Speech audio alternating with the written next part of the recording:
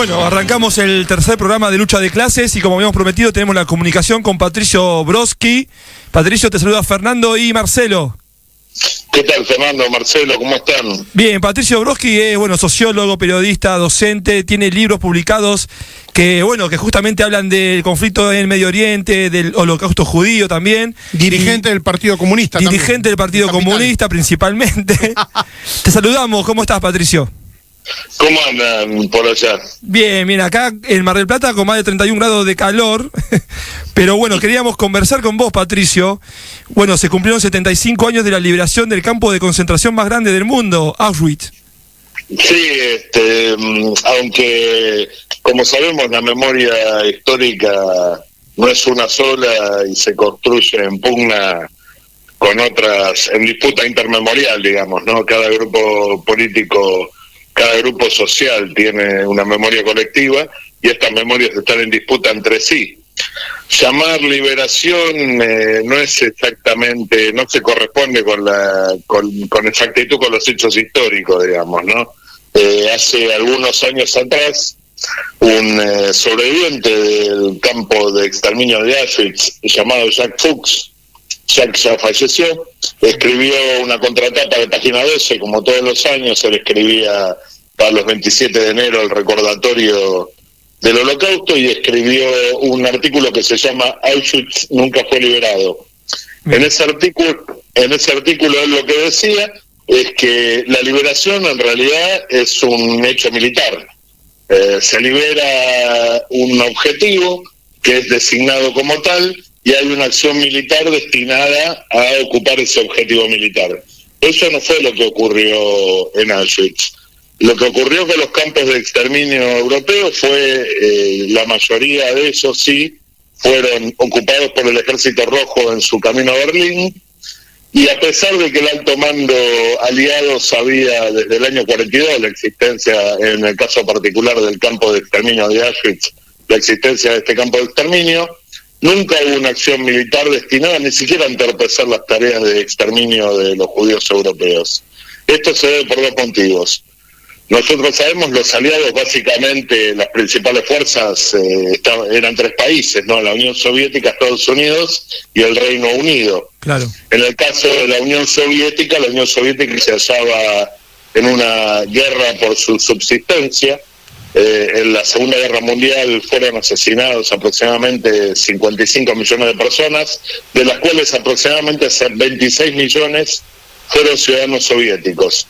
Y gran parte de los muertos en continente fueron resistentes, integrantes básicamente del Partido Comunista en cada lugar, ocupado por los nazis, pero de otras fuerzas también, y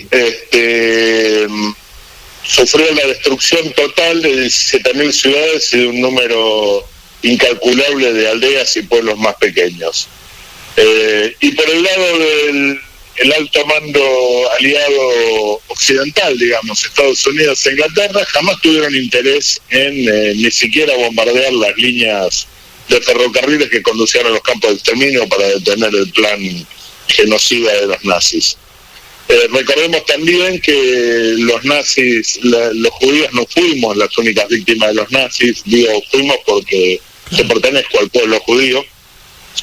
No fuimos las únicas víctimas de los nazis, sino que fundamentalmente los nazis destruyeron todos aquellos grupos humanos que se oponían a sus planes o que en su ideología no tenían lugar en este mundo. Por ejemplo, los discapacitados, arios discapacitados, ¿no? Que para ellos eran una amenaza a la pureza aria. Por otro lado, también recordemos que las primeras víctimas del régimen nazi fueron nuestros camaradas alemanes, los comunistas alemanes, que apenas llegado al gobierno Hitler, es nombrado canciller el 30 de enero de 1933, y aproximadamente hacia finales de marzo comienzan a funcionar los dos primeros campos de concentración, que fueron los campos de Buchenwald y Dachau, donde se internó básicamente en primer lugar a los comunistas. A los cuales consideraban subhumanos, ¿no, Pato?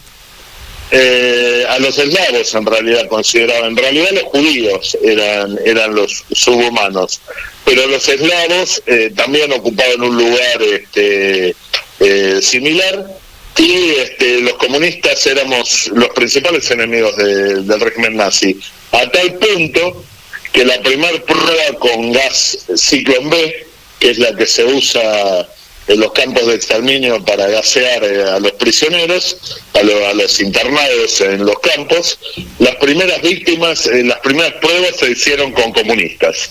No fueron judíos, sino comunistas, fueron los primeros asesinados por gas por las bestias nazis.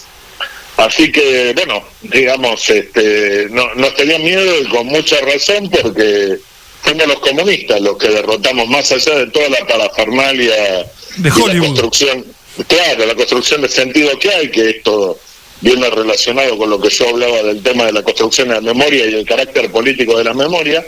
En la posguerra se ha construido una memoria que deja a los aliados como los liberadores de Europa, pero tenemos que recordar que entre el 22 de junio de 1941, que es el día que comienza la invasión nazi a la Unión Soviética, llamada Operación Barbarroja, hasta el 4 de junio de 1944, que es el día D, o sea, el día que las tropas estadounidenses, inglesas, francesas, etcétera, ¿no? Las tropas de Europa Occidental desembarcan en Francia. En esos prácticamente 4 años fueron solamente los soviéticos y las fuerzas de resistencia los que pelearon en territorio continental europeo en contra de los nazis, a excepción de Italia, ¿no? Que sabemos que en el 43 hubo el desembarco aliado en Sicilia y en el sur de Italia, pero los norteamericanos detuvieron su avance liberador, entre comillas, esperando que los nazis derrotasen al Ejército Rojo para luego sí avanzar sobre Europa. Claro, lo que hablábamos hoy, Pato, que masacren a todos los bolches, a todos los comunistas, y después iban ellos, pero bueno, no les salió bien, les salió cambiada la historia. Efectivamente, y por eso deciden el 6 de junio del 44, perdón, el 6 de junio del 44, invadir, el 4 de junio del 44, invadir Francia, para evitar que fuesen los soviéticos peleando solos los que liberasen toda Europa, ¿no? De hecho, cuando los aliados deciden la invasión, ya era infrenable el avance de las tropas del Ejército Rojo hacia Berlín. También tenemos que recordar que acompañando esta construcción de la memoria colectiva occidental están los gobiernos fascistas de Europa. Hoy Europa en varios países tiene gobiernos de ultraderecha, por ejemplo, en Ucrania, en Hungría, en Polonia, etcétera. Todos estos países han impulsado el año pasado un documento que se llama Ley de Reconstrucción o Recuperación, algo por el estilo, de memoria histórica, donde equiparan a nazismo y a comunismo. Claro. Se basan, por ejemplo, en el pacto Molotov-Ribbentrop, claro, que todos sabemos que en la historia la Unión Soviética intentó desesperadamente hacer un pacto con los países occidentales, que prefirieron pactar con los nazis, dejando a la Unión Soviética a su suerte, y la Unión Soviética tuvo por su cuenta que hacer un pacto con los nazis. Es curioso que recuerden el pacto Molotov-Ribbentrop, pero no recuerdan el pacto de Múnich, que es un año anterior y que regala a los sudetes checoslovacos a Hitler, ¿no? El pacto que el propio Churchill le dijo a Chamberlain, cuando Chamberlain llegó muy sonriente a territorio inglés y mostraba en su mano el pacto firmado con Hitler, dijo, tenían para elegir entre la guerra y el deshonor, eligieron el deshonor y ahora también van a tener la guerra. Y esto lo dijo en el año 38, fue Churchill, ¿no? Claro, Patricio, te quería preguntar ahí, déjame meter un pequeño bocadito ahí, porque justo es lo que está pasando ahora, ¿no? Estas declaraciones de Putin con el polaco, ¿no? Con Andrzej Duda, donde están justamente cuestionándose esta memoria colectiva, como bien estás diciendo. Te quería preguntar cuál fue el rol de Polonia, porque Putin habla de un canciller que tenía como relaciones carnales con Hitler. Sí, en realidad Polonia fue ocupada por los nazis el origen de la guerra fue la ocupación de Polonia el 1 de septiembre del 39. Se forma un gobierno polaco en el exilio y Alemania ocupa el territorio polaco y crea ahí el gobierno general. Fue una ocupación nazi lo que hubo. Sí, lo que es cierto es que al igual que pasó con muchos países de Europa, por ejemplo Ucrania o Hungría, Rumania, etcétera, hubo un alto grado de colaboracionismo. De hecho, Polonia hoy sigue siendo uno de los países más antisemitas de Europa, ¿no? Ahí aproximadamente un tercio de la población dice que el exterminio de los judíos le trajo consecuencias beneficiosas a Polonia. Y si uno se pone a pensar lo que ha ocurrido en la posguerra, digo, más allá de que hubo un periodo de tiempo donde hubo un régimen comunista en Polonia, el pensar la elección del Papa Juan Pablo II, el movimiento Solidaridad y el alto grado de implicación del catolicismo anticomunista en la caída del régimen de Jaruzelski los pinta, ¿no? Claro, y bueno, y justamente ahora hay toda esta controversia con los polacos. Te cambio de tema, pero que está muy relacionado, porque sé, Patricio, que vos también estuviste investigando sobre lo de Medio Oriente, lo que pasó con el general Soleimani. ¿Cómo lo estás viendo eso? Bueno, el canciller iraquí dijo que Estados Unidos Trump le había pedido que organice una reunión con Soleimani, y traicionó a Soleimani, traicionó al canciller iraquí haciendo esta operación en Estados Unidos. Nosotros sabemos que existe una hegemonía. Luego de la Segunda Guerra Mundial se construye esta hegemonía que es política y al mismo tiempo es ideológica, pues sabemos también, siendo marxistas, ¿no?, que quien es dueño de los medios de producción también tiene los medios para construir ideología, ¿no?, claro, para construir la superestructura. Entonces, así como se ha construido este discurso de los yanquis como liberadores de la humanidad, también se construye este discurso de que los enemigos de los yanquis son terroristas, ¿no? Sí. Hay un texto de Zaffaroni que define para mí de la manera más brillante lo que es el discurso del antiterrorismo contemporáneo. Dice: el discurso del antiterrorismo es el triunfo a escala internacional de la doctrina de seguridad nacional, ¿no?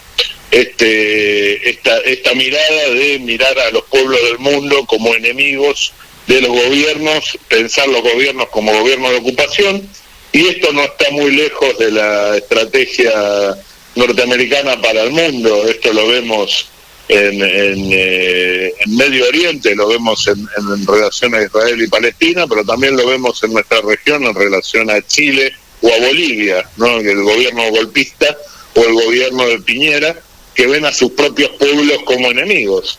De la misma manera que el gobierno de Mauricio Macri aquí en Argentina, los pasados 4 años operó de la misma forma. Recuerdo que Gay, el intendente de Bahía Blanca, en un discurso del 25 de mayo del 2016, habló de enemigo interno y habló de la subversión, ¿no?, planteando las protestas populares que había en relación al gobierno de Macri, como una acción de, entre comillas, al terrorismo internacional. No hay nada nuevo bajo el sol, digamos, son estos discursos que se reciclan, estas alianzas y estas luchas colectivas. Y esto hay que entenderlo porque las luchas, como nos enseñó Lenin, se dan en varios planos a la vez, ¿no? Y lo que suelen llamar, aquí se habla de batalla cultural habitualmente, no es nada más ni nada menos que la lucha en el plano de las ideas, ¿no?, la lucha ideológica que hay que dar al mismo tiempo que la lucha política, que la lucha gremial, ¿verdad? Si no entiende las estrategias, y las estrategias son globales, no puede entender, por ejemplo, cuestiones geopolíticas como la posición de Argentina en relación a la deuda externa o el viaje de Alberto Fernández a Israel, etcétera. Eso ¿no? te iba a preguntar, Pato, ¿qué opinión te merece la visita de Alberto Fernández al Estado de Israel? Sí, digo, la visita fue con la excusa de la conmemoración del Holocausto. Si nosotros Sí. pensamos en qué términos se inscribe esta visita a Israel en estas fechas, y si tenemos en cuenta cuál es la construcción de sentido que hay en relación a la memoria del Holocausto, también yo tengo un trabajo por las redes sociales que invito a que lo busquen, que se llama La memoria de la Shoah en la identidad nacional israelí, donde se muestra qué uso hay de la memoria del Holocausto. La Repetilo nuevamente, Pato, para el que no escuchó. La memoria de la Shoah en la identidad nacional israelí. Perfecto. Tiene que ver con qué lugar ocupa, pero digo, esto a escala internacional también se puede trasladar. Hay un texto de Enzo Traverso que yo cito en ese trabajo.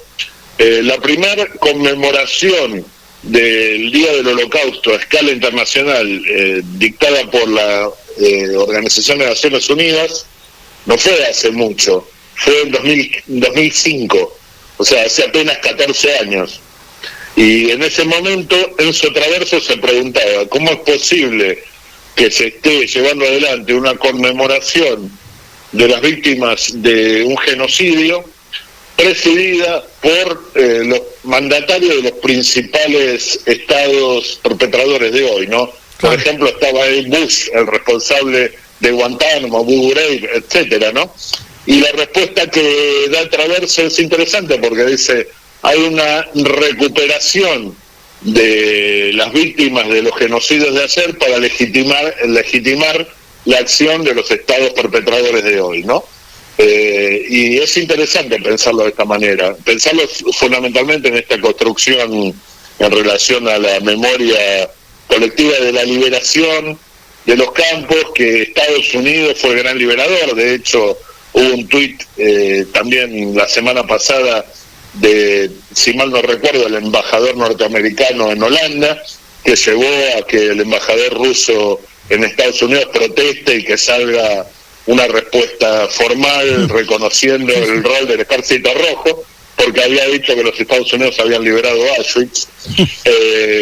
Digo, toda esta cuestión se inscribe en la legitimación, por un lado, de Estados Unidos como el liberador, entre comillas, de la humanidad, y por otro lado el lugar de Israel como la víctima que hace lo necesario para defenderse en relación al conflicto de Medio Oriente.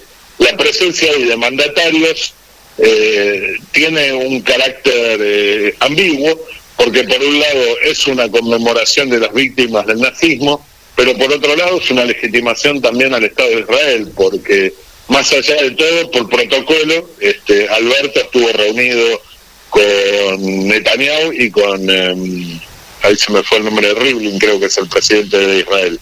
Estuvo reunido con ambos por cuestiones de protocolo, digamos, porque Putin también lo estuvo. Lo que es llamativo es que Putin se reunió con las autoridades de la Autoridad Nacional Palestina y Alberto no. Sí, digamos, no, y también, cual, Pato, asociado a esto, la apología que hizo Alberto sobre el Estado de Israel. Y efectivamente eso también, ¿no? El hablar de que era sorprendente que en un país de las dimensiones de Tucumán se haya avanzado tanto, etcétera, ¿no? Claro. Bueno, lo que se olvida, pongo entre comillas, ¿no? Alberto no es solamente la situación del pueblo palestino ahí, sino y fundamentalmente que Estados Unidos financia al Estado de Israel. Hay varios planes Marshall invertidos en el Estado de Israel desde la existencia, ¿no?, de la creación del Estado de Israel. De todas maneras, también para ser justos tenemos que recordar que el Estado de Israel existe, que tuvo otro carácter completamente diferente la creación del Estado de Israel. De hecho, existe gracias a la acción de la Unión Soviética y de Andrei Gromyko, el canciller soviético en aquel momento, que él apoyaba la partición de Palestina, mientras Estados Unidos se abstuvo, y que había un embargo de armas sobre el naciente Estado de Israel, que pudo sobrevivir gracias a unas armas checoslovacas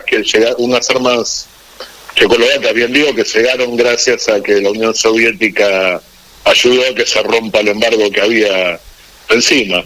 Pero Israel hace muchas décadas que ha dejado de tener ese carácter socialista que tenía en el momento de su fundación. Sin duda. De hecho, en los documentos fundacionales de Israel se llama la convivencia pacífica, pero su acción política fue totalmente la contraria al enunciado, ¿no? Sin duda. Digo, esto yo les enseño siempre a mis alumnos, que hay que tener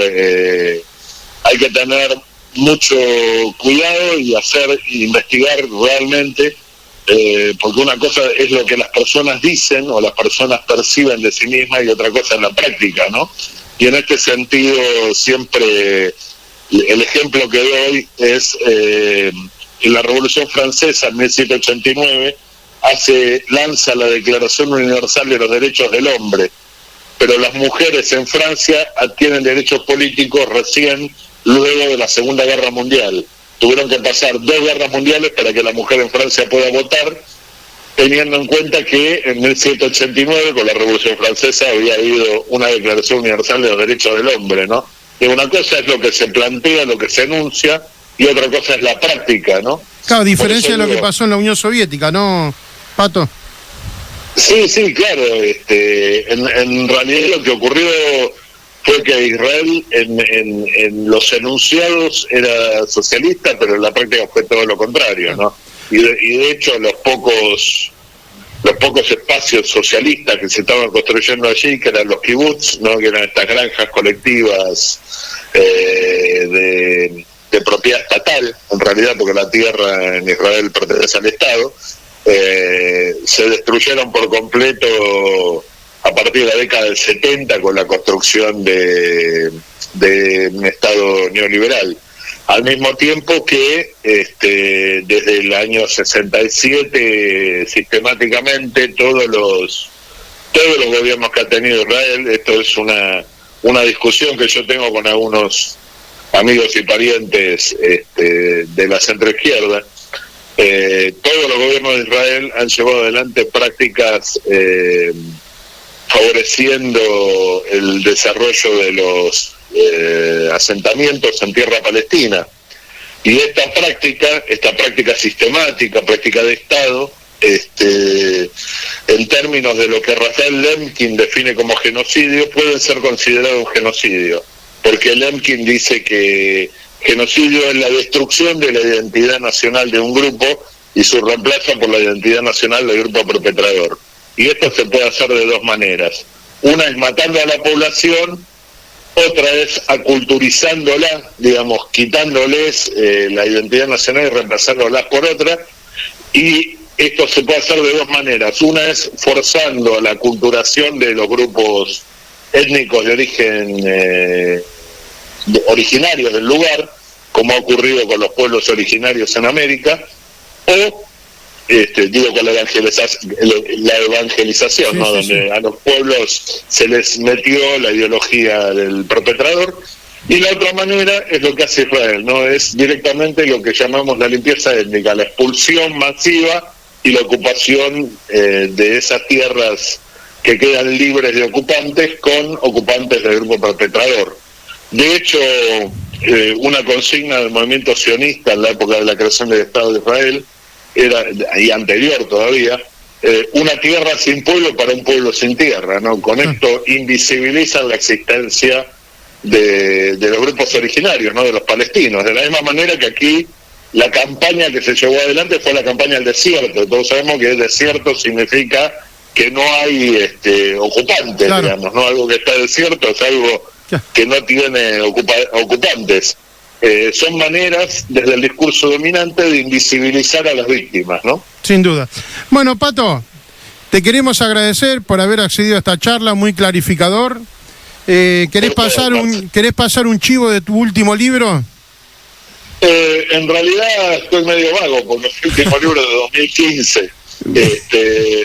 Ese libro se llama Genocidio, un crimen moderno, y salió por Editorial Tix. Todavía se puede conseguir, en las redes sociales hay distribuidoras que lo venden con envío a todo el país. Bueno. Así que si a alguien le interesa. Bárbaro. Bueno, Pato, desde Lucha de Clases, desde el Partido Comunista y la Juventud Comunista de Mar del Plata, te mandamos un fuerte abrazo. Esperemos tenerte pronto por acá, por nuestra ciudad, y compartir una charla, alguna agüita mineral. Te mandamos un fuerte abrazo.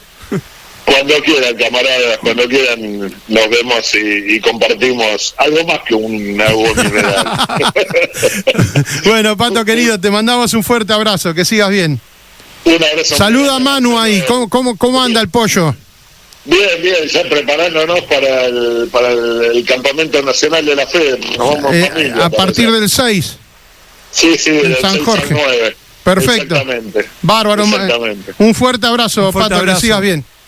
Gracias, camaradas, un abrazo grande y saludos a todos por allá. Gracias, igualmente. Chao. Gracias. Bueno, Patricio Brodsky, muy esclarecedor, Sí. sociólogo, docente, se está doctorando ahora también, escritor, un libro abierto. Sí, la verdad, en conceptos claros y tener presente lo que él dice, ¿no?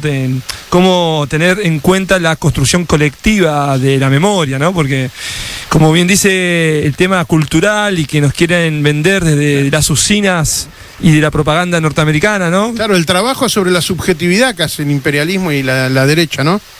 Y como Patricio explicó muy bien, con conceptos, con argumento y con fundamentación, lo que realmente ocurrió en esa terrible Segunda Guerra Mundial. Y bueno, hizo un repaso histórico de la Revolución Francesa hasta la actualidad, ¿no? Cómo nos brindó todos estos detalles, todos estos conceptos que, bueno, para los que escuchan Lucha de Clase, para que sepan, para que entiendan que este es un programa cultural, que educa también. E invitamos a leer también, Fer. Invitamos a leer.